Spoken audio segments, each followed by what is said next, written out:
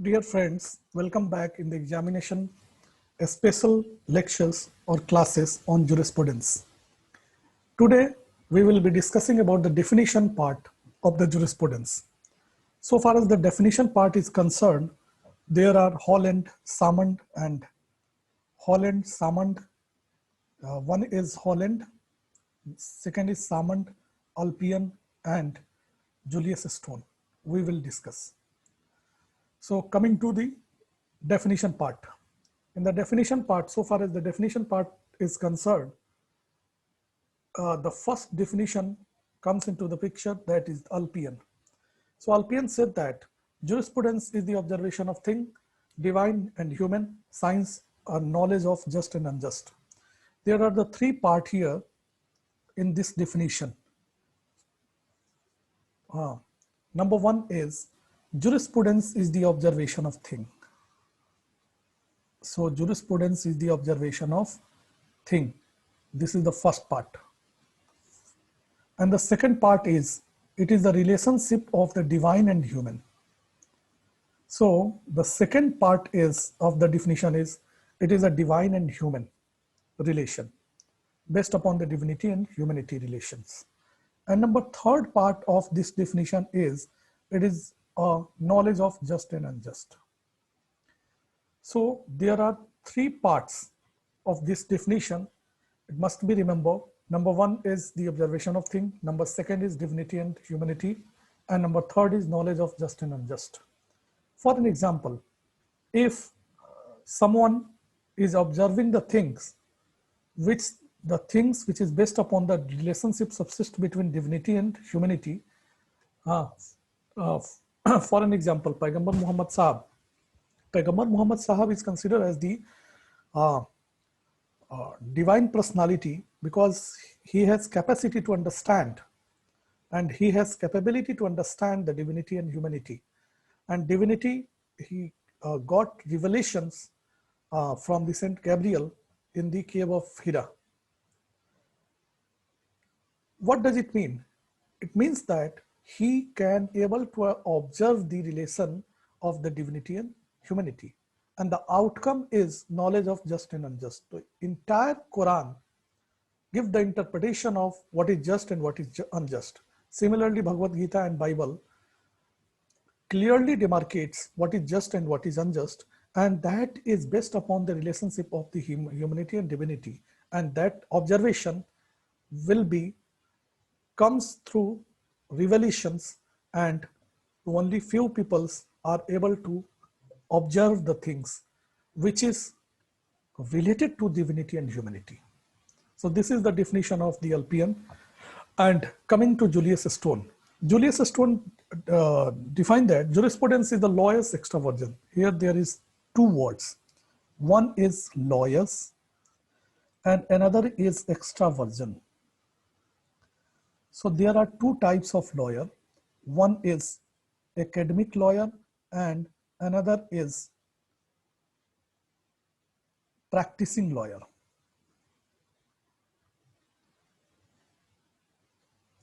So far as the academic lawyer is concerned, we are considered as the academic lawyer.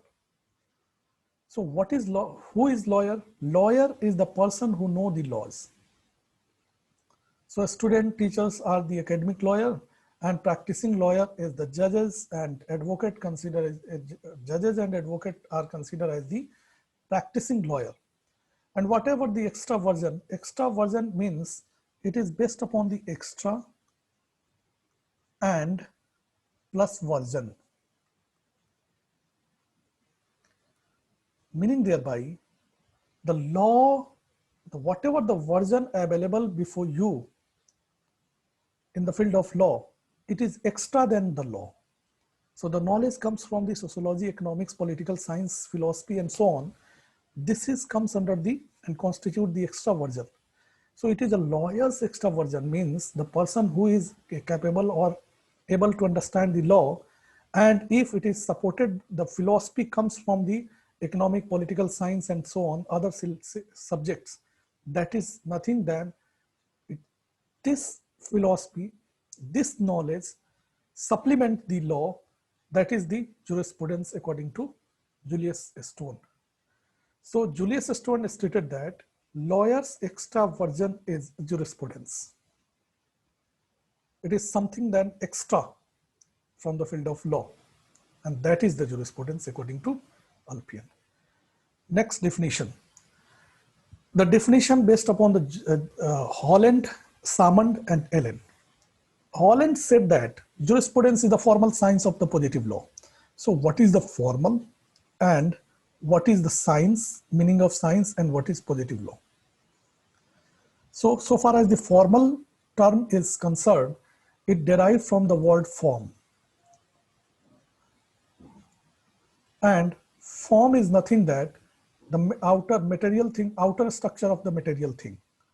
So outer structure of material thing. So it is outer structure of material thing. So far as the jurisprudence according to Holland is concerned. It is outer structure of material thing.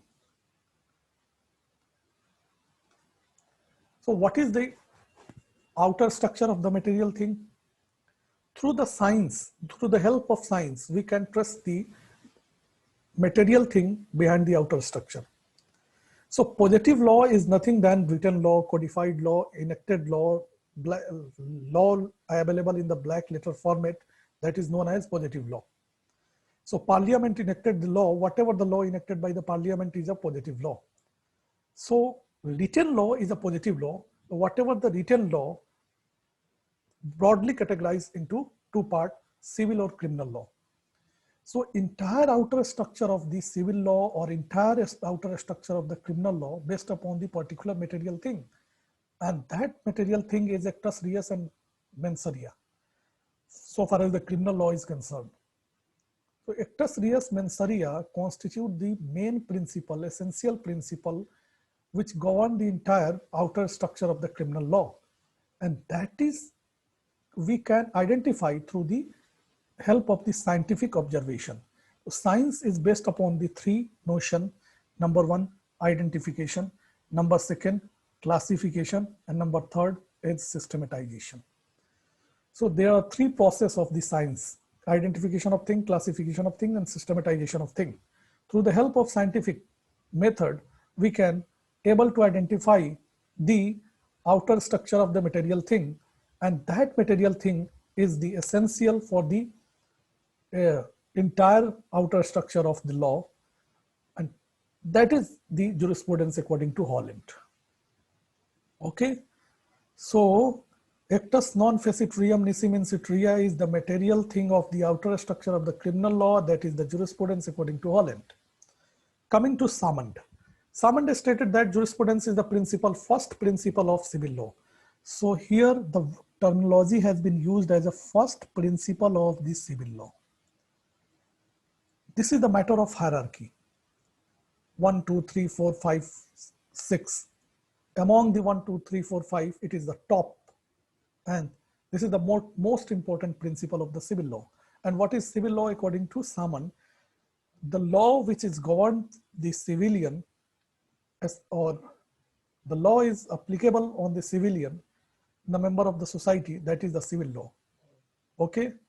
And apart from the definition given by Salmond, he has categorized the jurisprudence into three parts. Number first, analytical school of jurisprudence. Number second, historical school of jurisprudence. And number third is ethical school of jurisprudence. So analytical, ethical, and historical school of jurisprudence has been categorized by the Salmond in the field of jurisprudence. And the three schools are most peculiar and most important for the enactment of the legislation.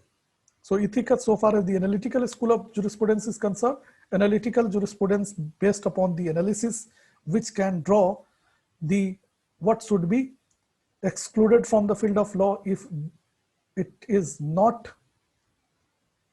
appropriately fit in the regime of law. So the things shall be excluded, absurdity from the field of law. That is the main role of the analytical school of jurisprudence. Number second part is ethical school of jurisprudence. It is a science of legislation. How the law will be implemented, which type of the law will be implemented, and which type of law shall not be welcome in the society. This is the science which is based upon the ethical school of jurisprudence. And no doubt the role of the historical school of jurisprudence. What are the significance of the past of the law? Every law has their past, every law has their history and shall not be repeated. So the three category of the jurisprudence according to Salmond are very essential for enactment of the legislation. Coming to C.K. Allen defined the jurisprudence is the scientific synthesis of the essential principle of law. So what is scientific synthesis of the essential principle of law? So essential principle of law and formal science of positive law both are same. It is most peculiar element of the law, entire law which is based upon that essential principle of law is the jurisprudence. And scientific synthesis is nothing than, perhaps you might be aware about the meaning of thesis. Thesis and antithesis. So thesis and antithesis. Thesis is idea. Antithesis is counter idea. And whatever the outcome comes from the thesis and antithesis, this is the synthesis. For an example, if you put your idea, definitely, sure and certain, the counter idea will be welcome. And whatever the clash between the idea and counter idea, whatever the outcome will be, that is the synthesis. The first jurist says something and another jurist counter and criticize the idea of the jurist, and after that whatever the result and outcome will be produced, that will be considered as the synthesis. So jurisprudence is the scientific synthesis of the essential principle of law. I hope you can understand in totality, and will discuss further analytical school of jurisprudence in next video. Thank you so much for your patience. Wish you all the best for your upcoming examinations. Thank you so much.